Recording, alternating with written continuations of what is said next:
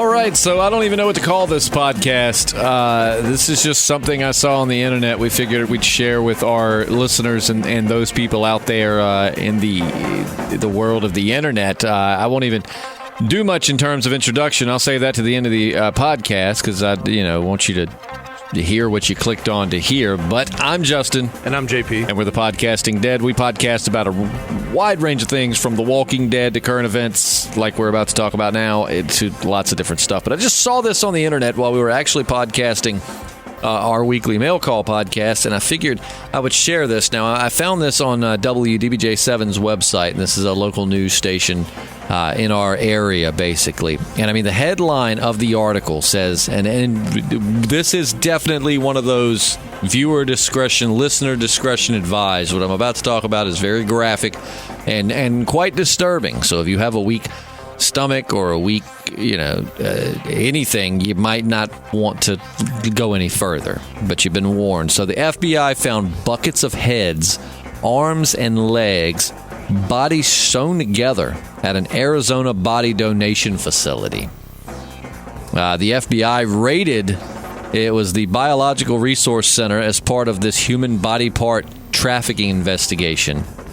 And agents found buckets full of body parts and different people sewn together and hung up on a wall, according to one of the agents. It sounds like something out of... And actually, I think one of the agents said, and I quote, "This is a horror story. It's just unbelievable. The story is unbelievable." It wasn't an FBI agent who said that. It was Troy Harp, who donated the bodies of his mother and grandmother to the facility in 2012 and 13. He was one of more than 30 plaintiffs that had filed a lawsuit against them, donated the bodies with the understanding they'd be used for scientific purposes. Cancer, leukemia, whatever else. In 2014, the FBI raided the facility in hazmat suits, and now we're just finally able to see the testimony of one of the FBI agents. So this was found in 2014, but the testimonies and everything were just released.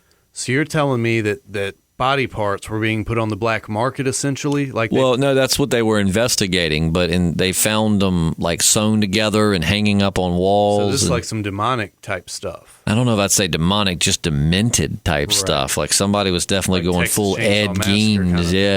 Yeah. Wow. He said his mother's ashes showed up by mail on his doorstep shortly after the raid, but he isn't even sure that they're actually her ashes. And wow. It just drops that off on your doorstep. I think that, can you at least, like here you go. Yeah, like sign for it, I mean, Jesus. Yeah, he said his mother and grandmother wanted to help with medical research after their deaths, yet he doesn't believe they ever actually made it out of that building. See, that's the thing, man, about like donating. Like, I mean, you just hear horror, and I mean, that's still organ donation is a wonderful thing, and it saves lots of lives. But it's just these stories are why some people are so hesitant to do things like donate their bodies to science or to donate organs and stuff, just because you don't know, man. Right. Well, I mean, that's what I plan on doing, just because, number one, it's free. Right. You donate your body to science, you're not paying for any cost on anything. I mean, unless you just choose to have a memorial service, but it's a free thing, so that's why I'm opting for it. But man, if some kinky bastard wants to, sew me into some human centipede kind of thing, or so whatever. The thought of that happening to you, that doesn't bother you one bit. I mean, because I guess it's you're just a pile of meat. So you're of the mindset that you're gone. You don't really care what happens to your body. I mean, look, man, if somebody can get some cheap thrills, whatever's clever. I mean.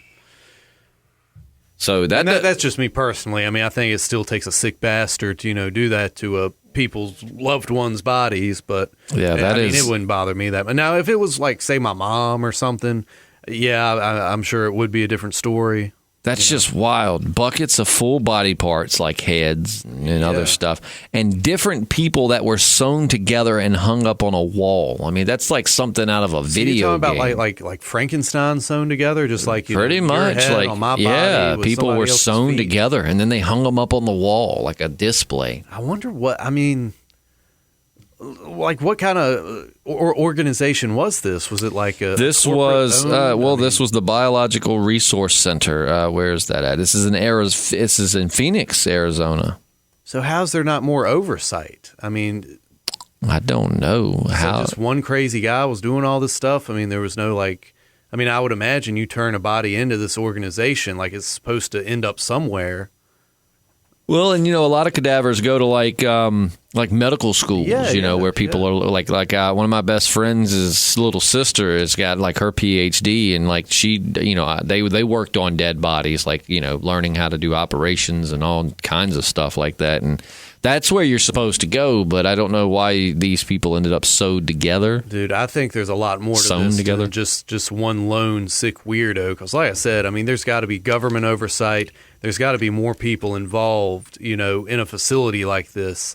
I think it has to do with some satanic rituals, man. People in the upper echelons, man. I mean, whether you put any stock into it, I mean, there's a lot of ritual and satanic stuff that that goes on. Well, this was, like I said, they were investigating for human body parts trafficking. So, yeah, maybe they did think human body parts were being sold on the black market. I mean, trafficking would be insinuating somebody was like selling these body parts for profit. And I mean, maybe they were. I mean, I don't know if these bodies came in like fully stocked with their organs. I mean, maybe they were selling. I imagine if they donate them for science, they probably do come like full bodies, right? Which I know, like if you're doing organ donation, like you got to harvest those organs while they're fresh. You know what I mean? But you're not dead long before they pull them out of you, they're right? Gutting you and getting all that stuff out. So I mean, maybe they took out the good stuff and then had fun with what was left over. But like I said, I just I feel like I'm pretty positive that when they harvest your organs, it happens in the hospital as soon as you expire. Oh, it does. I knew I knew someone who unfortunately passed away way too young, and she was an organ donor, and then they said that not long after she died, they came in and wheeled her away and instantly just were harvesting her organs. And if I can't talk today, sorry, we just got done with an hour-long podcast. I just saw this and figured it was worth discussing. Strike so while the iron's hot. Please forgive me for not sounding the most professional here. But yeah, no, they said they took her away and very quickly, it harvested her organs because, they had to. Yeah, man. I've even heard if you're like in comfort care, just like a kind of a persistent vegetative state, they'll kind of ease you out a little quicker as far as you dying, just so they can get those organs. Well, that's why a lot of people are scared to be organ donors because of horror stories of letting people die or helping them to, I'm not gonna say they kill them, but to it's almost not save them. Basically, is a form of euthanasia. I mean, which don't get me wrong, man. If I'm in a comfort care situation to where it's just a matter of letting my body exhaust itself, no food, no water, just starve and dehydrate till the point of death, I'd rather them just go ahead and put me out and get those organs, man. That's an awful way to just lingering between life and death, But that being said, man, this is something I really want to look into further, So you feel there may be more going on? I think there's more to the story. Just people screwing around. So do you think, like what? You think some kind of Satanism? I think it's some cultish activity for sure, man. And I think it goes beyond just a group of weirdos because, like I said, there's got to be enough oversight for this. I mean, something like this, I don't see how it could just go unnoticed, And I mean, is there a time frame? Like, how long do they think this tomfoolery was going on? I don't know. Like I said, this was discovered, but and I'm sure somebody somewhere is going to comment and be like, "This happened in 2014," but this is the first time the full details have been released. Somebody was trying to open a portal to hell or something. Yeah, I don't know. Let us know your thoughts in the comments below. Again, this story broke in 2014, but we're just now getting details of the FBI testimony.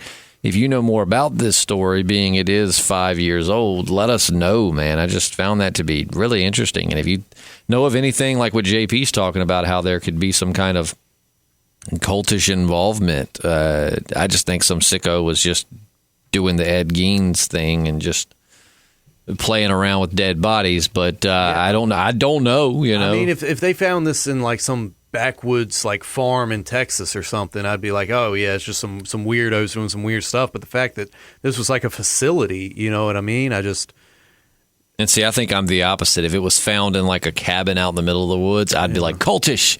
But being that in public, I'm just like, oh, somebody was having too much fun with the dead body parts in the facility. But again, I always say, I don't know. I wasn't there. I'd like to know who owns, who's in like the upper echelons of this corporation. You know what I mean? Like who they're connected with.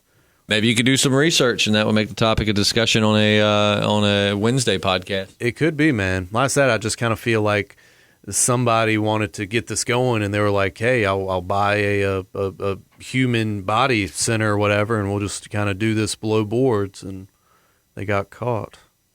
Could have been, but let us know your thoughts in the comments below. Don't forget, we podcast about a number of things, lots of things that have nothing to do with dead body parts. But if you enjoy podcasts, consider subscribing.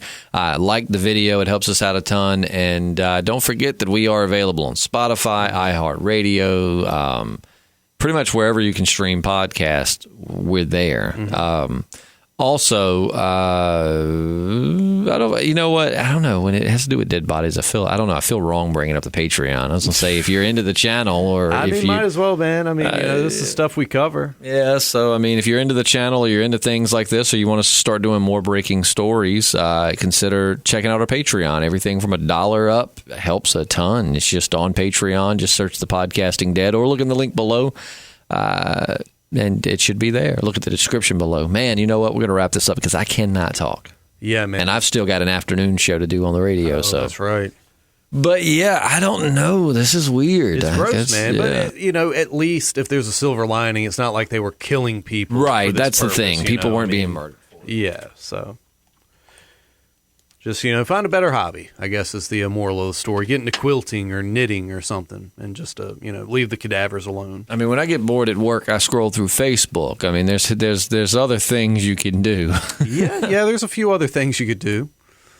But yeah, so I guess that'll wrap it up for us on this very bizarre and interesting podcast. It was completely unplanned, but I saw it. I was like, JP wants to donate his body to science. It'd be good to tell him about this and see how he...